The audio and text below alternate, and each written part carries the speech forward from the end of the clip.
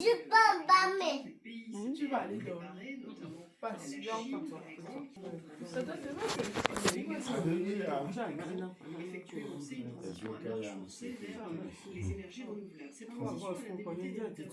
Ujo bonyenzi nzuki lang timbongo. Azuki lang bongo petri kompui.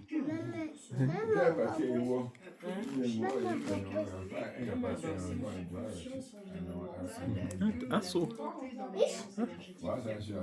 Tu table c'est bon lo. Tu pas en tenir en table c'est pour pouf t'es non j'ai auto.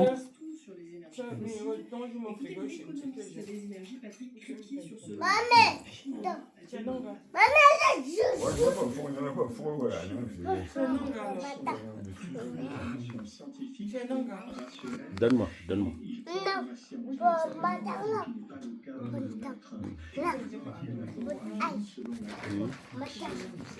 Tu veux boire? Anche oui, man, c'est à la rova. Anche tu vois.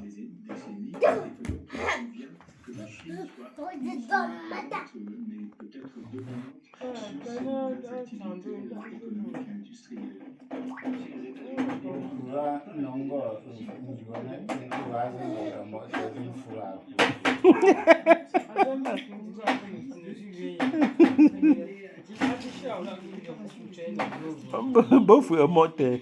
Ah mon fou frère, il m'a mis l'eau cinq. Selon lui, lorsque les États-Unis et Israël ont lancé leur frappe, ils agissaient en sachant que le choc énergétique serait asymétrique, c'est-à-dire que les Américains seraient touchés, certes, mais le reste du monde serait durement frappé. On va regarder l'importance de commerce des énergies. Vous voyez qu'environ un cinquième du gaz naturel liquéfié transite par là. Et vous voyez que cette source d'approvisionnement est particulièrement importante. La Chine, donc, mais les États-Unis ont réussi à se mettre à l'abri du besoin grâce à la fracturation. C'est à peu près quand la Chine fait le choix des renouvelables. Eh bien, les États-Unis se sont rués, eux, sur cette nouvelle ressource de leur sous-sol en hydrocarbures. La production américaine en gaz et en pétrole, à l'époque, diminuait. Maintenant, avec le fracking, près de 20 ans plus tard, ils sont en très forte augmentation. Ils sont même exportateurs, en particulier de GNL. Et cette plus grande indépendance des États-Unis vis-à-vis des énergies fossiles venues du Golfe, elle a tout simplement rendu possible cette intervention militaire avec le bénéfice annexe de la Chine, qui a une estimation de près de 38% de toutes les énergies qui transitent par le détroit d'Ormuz. Mais les calculs ne sont pas bons selon Patrick Lucky, qui estime que Donald Trump pourrait s'être fourvoyé en misant un peu trop sur la fracturation hydraulique, ce qu'il appelle les hydrocarbures non conventionnels. Il est tout à fait possible qu'en effet, dans son même activité, et aussi en faisant ses alliances, notamment avec le gouvernement de Benjamin Netanyahu, il soit blessé dans cette trajectoire. Si je m'embrouille, au moins, affecté. Tu vas cacher. Un goum. Un goum. Maman ton moyen, un goum. Et ça, c'est une interrogation qui risque en effet de faire advenir assez rapidement des impacts négatifs pour les États-Unis.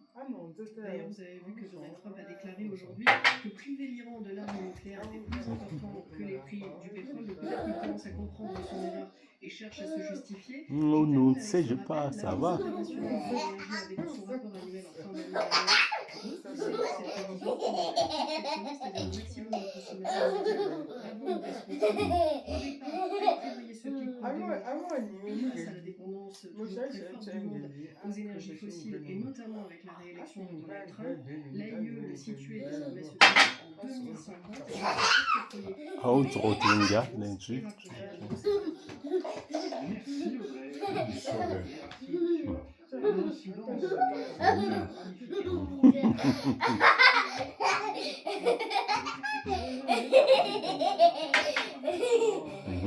C'est fini maintenant.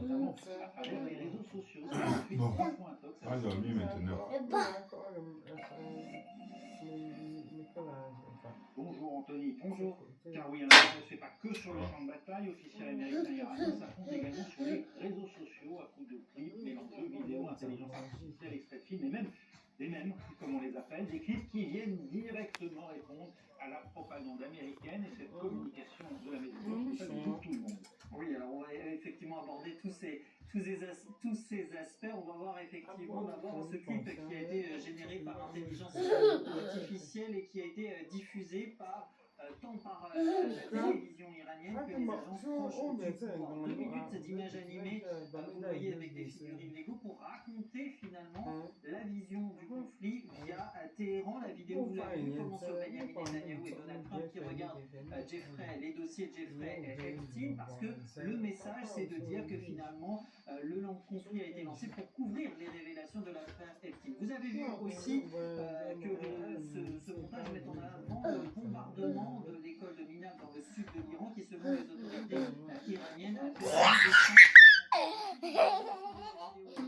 les attaques iraniennes contre une base militaire britannique à Chypre, contre Tel Aviv aussi, ou encore contre Dubaï. Et ça passe notamment par le blocage du détroit d'Ormuz que l'on va apercevoir ici, où vous le voyez, les conséquences tant sur le prix du pétrole que sur les marchés. Et puis on évoque aussi dans ce clip la mort des soldats américains. L'Iran qui finalement met l'accent ici sur la vulnérabilité des civils, en particulier les enfants. D'ailleurs, à la fin du clip, il y a même un message à la mémoire des écoliers. L'Iran qui dépeint Israël et les États-Unis comme agresseurs et qui affiche sa volonté et surtout sa possibilité de répondre, une réponse légitime selon